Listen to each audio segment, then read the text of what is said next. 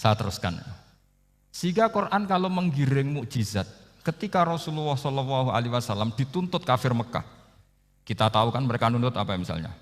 Lan nu'mina laka hatta tafjura lana minal ardi napa yam bu'a au takuna laka jannatum min nakhili wa inabin fatufajjiral anharu khilalaha napa tafsira au tusqitas samaa kama za'amta alaina kisafan au ta'tiya billahi wal malaikati qabila au yakuna laka baitum min zuhrufin au tarqa sama. Masih mereka bilang gini, walan nu'mina liruqiyika hatta tunazzila alaina kitaban naqra'u.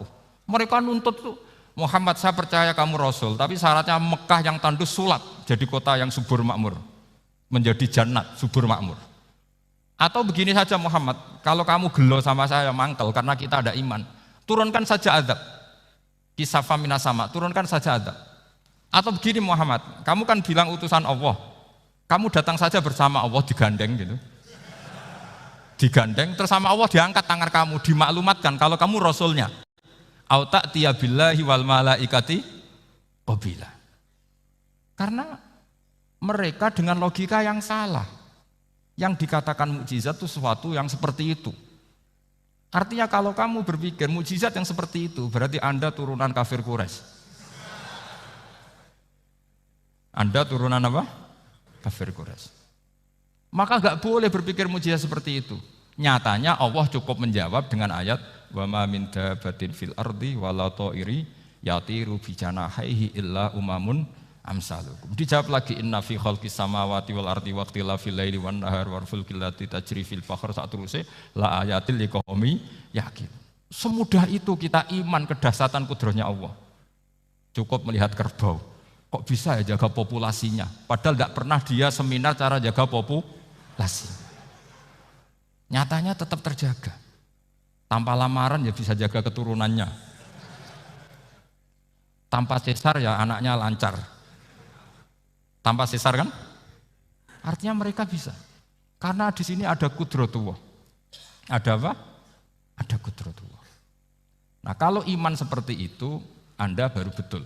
Yaitu yang disebut Allah yatanazzalul amru bainahunna lita'lamu annallaha ala kulli syai'in qadir wa annallaha qad ahata bi kulli syai'in ilma. Semua urusan di alam raya ini hanya Allah ingin mempertontonkan bahwa saya kuasa. Jadi tidak perlu nunggu yang aneh-aneh. Sehingga andikan saya ketemu Nabi Musa dan ketemu Rasulullah Muhammad SAW, pasti saya milih Nabi Muhammad sebagai ketua. Karena Nabi Muhammad yang bikin sarana iman dengan sarana yang seluas-luasnya dan sarana ini tidak habis dan ada di mana saja, yaitu sarana ikrar bahwa Allah kudroh dan kudrohnya tanpa batas. Nabi bikin sarana apa saja, melihat langit, bumi, lautan, nyamuk, hewan, semuanya sarana untuk ikrar kudrohnya Allah Subhanahu wa ta'ala. Sementara Nabi Musa mempertontonkan hanya nunggu mukjizat sing khariqun lil adat. Paham ya? Makanya wajar kalau Nabi bergelar Afdolul Ambiya Sayyidul Awwalin wal Akhirin. Karena memang lebih efektif cara menggiring supaya orang iman. Sekarang sudah tahu kenapa Nabi jadi Sayyidul Awwalin wal Akhirin? Sudah ya? Mungkin kemarin-kemarin tahu, tapi gak tahu logikanya.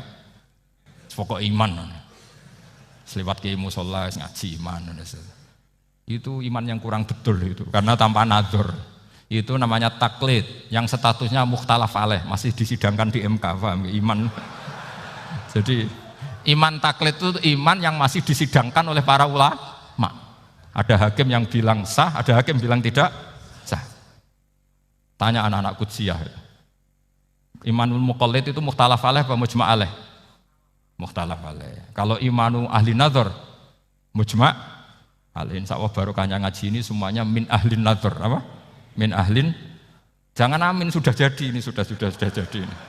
Kalau amin kan masih berdoa, bisa makbul bisa ndak boleh iman kok. Ayo iman kepada Allah dan Rasul, amin, ndak boleh. Sesuatu yang pasti ndak boleh diamini, itu kan jadi kacau nanti. Harus bilang apa? Sami'na wa ta'na. Nanti lama-lama kamu disuruh Allah, ayo sholat, amin. Ndak boleh, jadi amin itu ada itu. Ada aturannya. Tapi bukan berarti saya nyalahkan jenengan, enggak. Ya memang salah gitu. Jadi ya usah saya memang statusnya salah. Ya saya ulang lagi ya. Berarti Rasulullah adalah Rasul yang sukses membuat sarana orang kembali ke Allah, mengakui kudrahnya Allah dengan sarana apa saja, melihat rumput, melihat hewan, dan hewan itu ya apa saja, gabah itu apa saja, hewan yang melata di bumi apa saja, semua bukti kudrahnya Allah. Bahkan Rasulullah sukses membiarkan umatnya nggak ditunggui beliau tetap iman, mergo ditunggui konsep sing super, gini kok Al-Quranul Karim. Jelas ya? Tapi caranya memahami ya seperti yang saya terangkan ini. Ya saya baca lagi ya. Jadi annal mu'jizati, pakai jama' mu'annas salim, annal mu'jizati al-madiyata, mukjizat-mukjizat yang sudah kelewat, itu kanat khisiatan, bersifat fisik. Tusyahadu bil absor, hanya bisa dilihat dengan mata kepala. Karena qoti soleh wa aso Musa. Wa mu'jizatul Qur'ani tusyahadu bil basirah. Sementara mukjizatnya Quran disaksikan dengan mata hati, dan setiap orang punya mata hati. Fayakunu man yattabi'uhu li ajliha aksar. Li annalladzi yusyahadu bi ainir ra'si yang qoridu bin qiradi musyahidihi. Walladzi yusyahadu bi ainil aqli baqin yusyahiduhu kullu man jaa ba'dal awal mustamirron. Sesuatu yang dilihat dengan mata kepala, setelah para saksi ini meninggal, maka setelahnya mencari-cari, bisa percaya, bisa enggak. Tapi mukjizat yang disaksikan mata hati, siapapun percaya dan sampai ila yaumil kiamat. Dan tentu Quran lebih unggul dalam hal ini. Dan insya Allah kita semua adalah ahli Quran. Yaitu harus punya kesimpulan falam mata bayyana lahu qala a'lamu annallaha ala kulli syai'in qadir. Sebagian ayat walita alamu annallaha ala kulli syai'in qadir wa annallaha qad ahata bi kulli syai'in ilma. Itu kenapa mukjizat Al-Qur'an dasar. Itu yang gampang-gampang ya, melihat nyamuk, unta, kerbau itu yang gampang. Anda tak naikkan kelas sedikit menjadi agak ilmiah. Misalnya begini, kamu ahli falak. Misalnya kamu ahli falak. Misalnya kayak Batu Rehan ya. Itu pasti tahu kalau matahari dan rembulan dibikin Allah itu asyamsu wal qamaru bihusban, bahwa matahari dan rembulan dibikin ini untuk hisab. Walladzi ja'ala syamsa diya'a wal qamara nura wa qaddarahu manazila li ta'lamu 'adadas sinina wal hisab. Sehingga ketika ternyata betul samsiyah bisa dihitung menjadi tahun samsiyah, yang oleh bahasa milenial disebut Masihiyah. Sayyidina Umar agak tersinggung. Sebetulnya yang namanya hisab itu tidak ada hubungannya dengan Masehi dan Hijriyah, itu tidak ada. Semua berdasar matahari atau apa? Rembulan. Lah sialnya yang samsiyah ini oleh bahasa internasional disebut apa? Masehiyah. Makanya Sayyidina Umar marah terus bilang ya sudah kalau gitu Qamariyah bikin apa? Hijriyah. Jadi itu sebenarnya nama politik.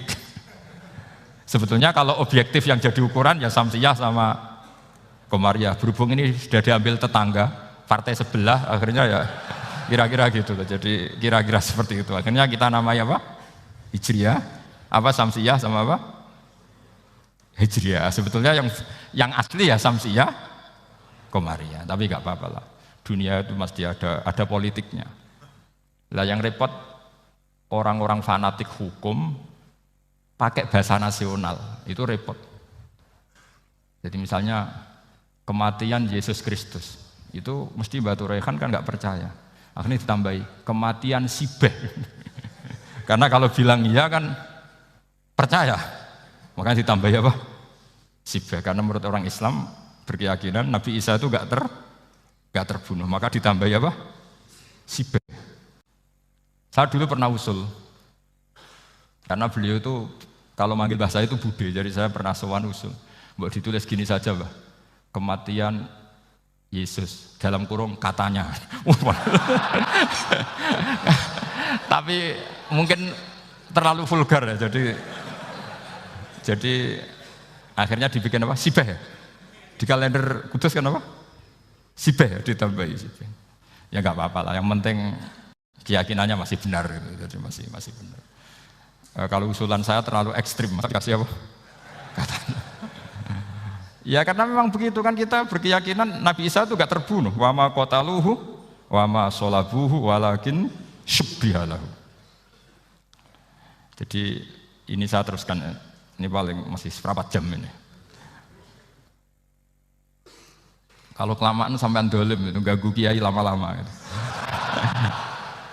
Saya tadi sudah bilang sama panitia, orang Indonesia itu gak sopan. Kalau suka kiai itu didatangkan, itu agak masalah sebetulnya.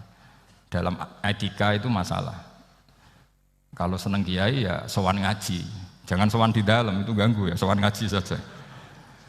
Dulu Imam Malik itu anaknya raja itu, Imam Malik itu seangkatan dengan Harun Ar-Rasyid. Makanya jangan berharap kalau saya gampang diundang. Bukan karena saya sombong, memang etikanya seperti itu. Jadi Imam Malik diminta datang ke istana untuk ngajar anak-anaknya Harun apa? Ar-Rasyid. Masyhur Imam Malik tersinggung terus kata Bang, al ilmu yu'ta la ya'ti. Ilmu itu disowani bukan sowan. Akhirnya Harun Ar-Rasyid minta anak-anaknya datang ngaji ke Imam Malik. Itu anak presiden. Imam Malik berani, al ilmu yu'ta la ya'ti. Tapi kalian beruntung karena saya hormat sama mbah-mbah saya yang di sini.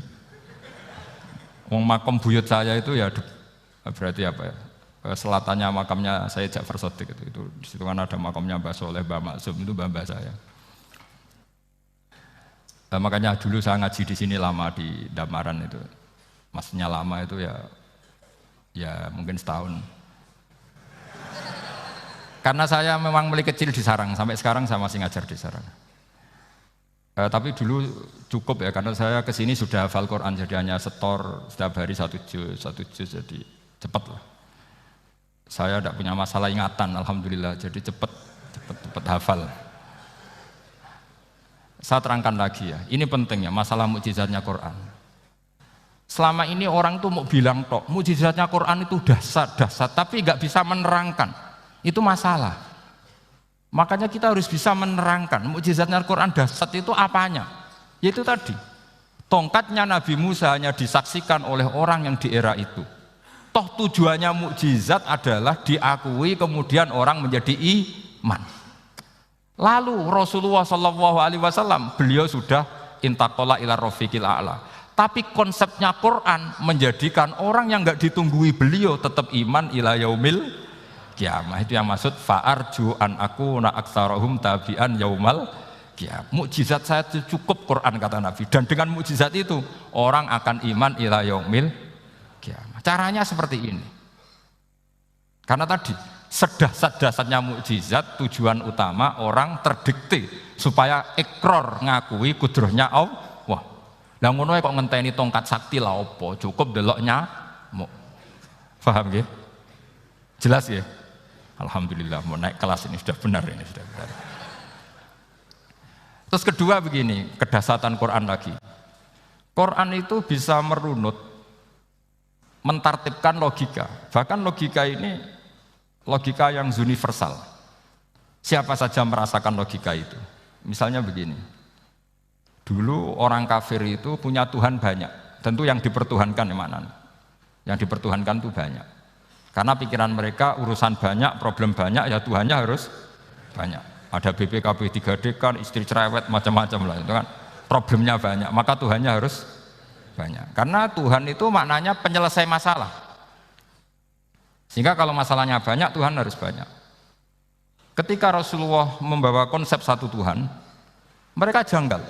Makanya mereka bilang, aja'alal alihata ilaha wahida inna hadza lasyai'un ujab. Masa Tuhan satu? Ini aneh, nggak bisa. Tuhan harus banyak, karena masalah kita banyak. Itu terpatri, di otak mereka terpatri. Lalu Nabi dengan santai diajari Allah menerangkan, andaikan kalian punya majikan banyak dan perintahnya beda-beda, kamu suka enggak? Ya enggak suka, mat, enggak enak. Punya majikan banyak itu udah enak. Milih mana majikan banyak sama satu? Satu saja, mat. Tuhan kamu adalah majikan kamu. Kalau banyak kamu bingung. Ya mat, satu aja mat. Itu segampang itu. Jadi menggiring, Tuhan itu kan bos kita, tuan kita. Kalau banyak berarti yang memerintah kita banyak, dan bisa konflik bos-bos kita ini karena berebut anak buah tadi. Akhirnya mereka, kalau kamu punya majikan banyak dan perintahnya beda-beda, semuanya minta dilayani, kamu pusing enggak? Ya pusing, mat. Minta mana? Majikan banyak sama satu? Satu saja Muhammad. Ya Tuhan kamu adalah atasan kamu, maka harus satu. Mereka paham. Oke, mat, Tuhan satu. Itu yang dimaksud daraba wa mathalar rajulan fihi syuraka mutasyakisuna wa rajulan salamal lirajul hal yastawiyani masalah. Langsung alhamdulillah. Karena mereka yang paling bodoh pun paham dengan logika itu paham. Kalau Tuhan banyak, perintahnya banyak, kita repot. Maka Allah bikin satu masalah, yaitu rajulan fihi syuraka mutasyakisuna wa rajulan salamal lirajul. Satu lelaki, satu bos, satu perintah. Kayak apa mudahnya Allah.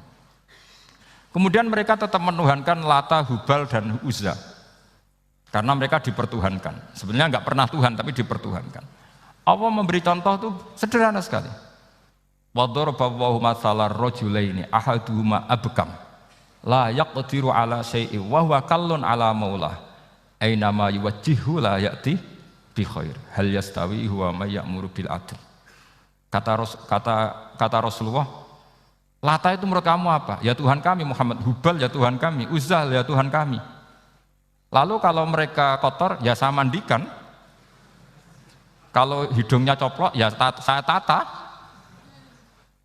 Terus kata Rasulullah begini, kamu mau enggak punya budak atau pembantu yang buta, tuli, bisu? Kamu mau enggak punya pembantu? Pembantu loh ya, pembantu itu budak zaman dulu. Kamu mau enggak punya pembantu yang buta, yang tuli, yang bisu? Wah gak doyan, mat. Ngopo pembantu ngono? Lah pembantu saja kamu enggak mau yang gitu kok malah punya bos begitu? Orang yang tuli, yang bisu, yang kopok, jadi pembantu saja nggak layak kok malah jadi pangeran. Paham ya? Arca dan berhala itu kan nggak bisa apa-apa.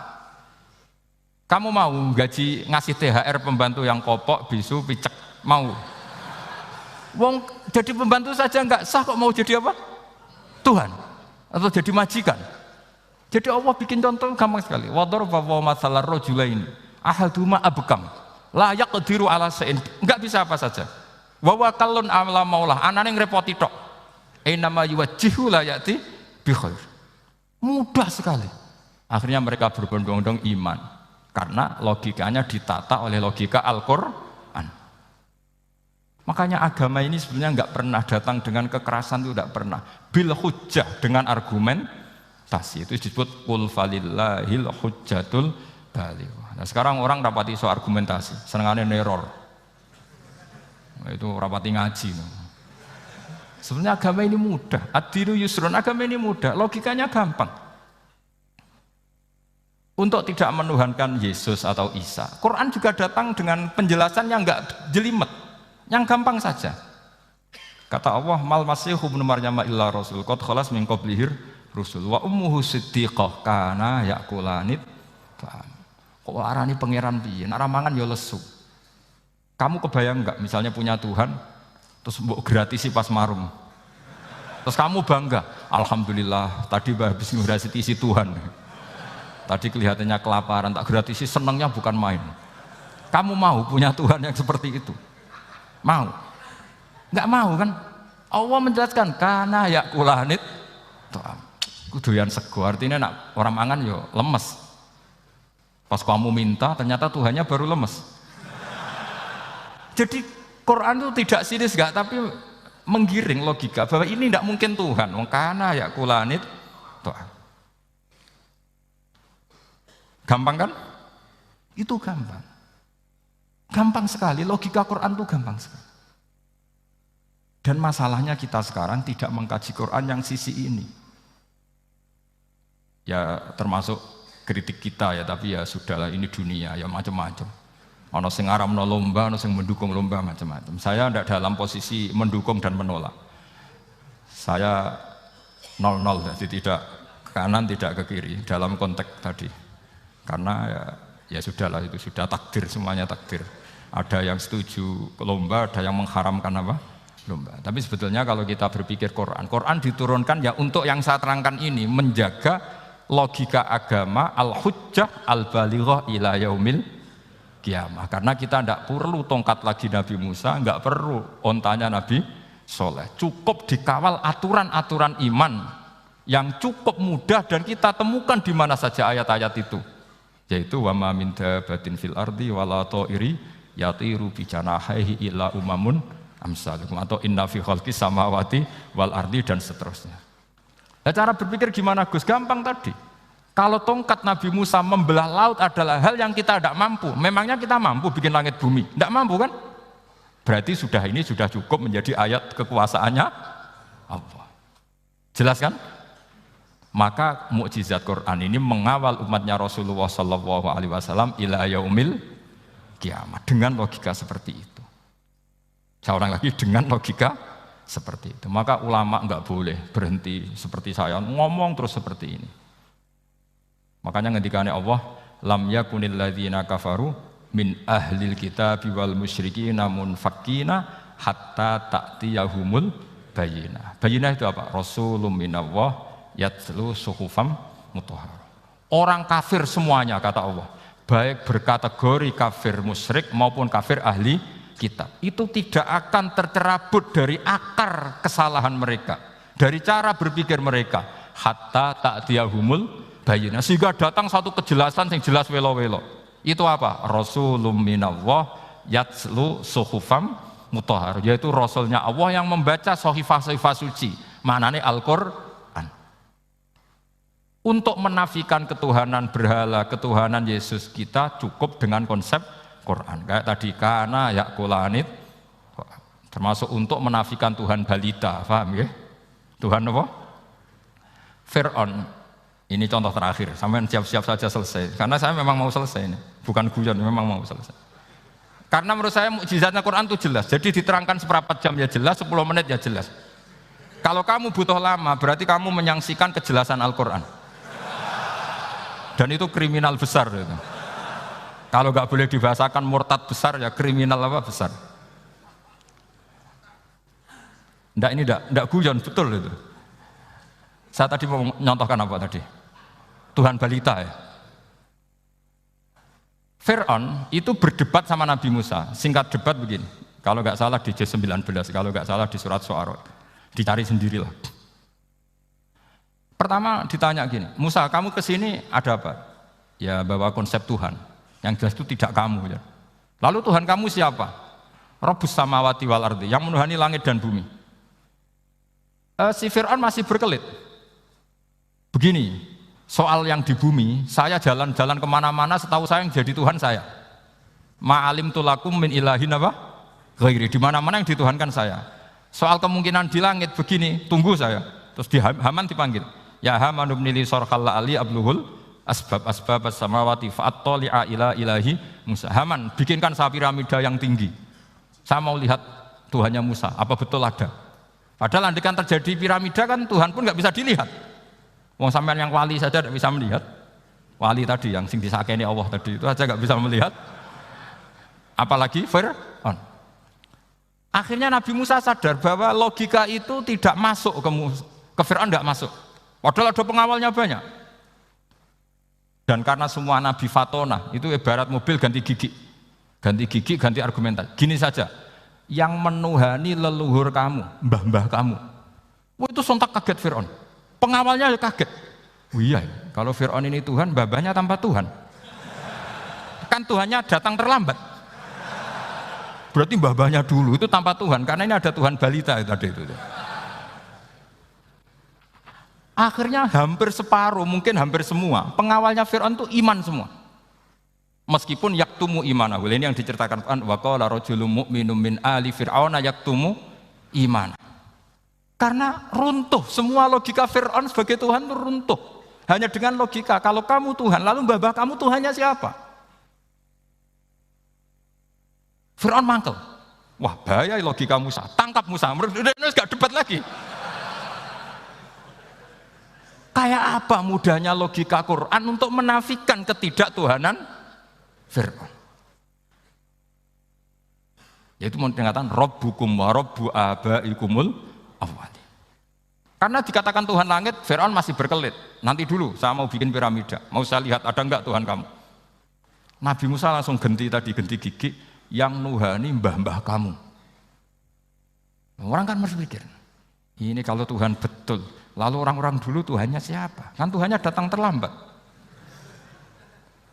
Nah, itu lagi-lagi, dan kita baca Quran itu ila yaumil kiamah. Makanya tidak ada umatnya Rasulullah SAW, kemudian imannya itu ada syak, nggak ada sama sekali.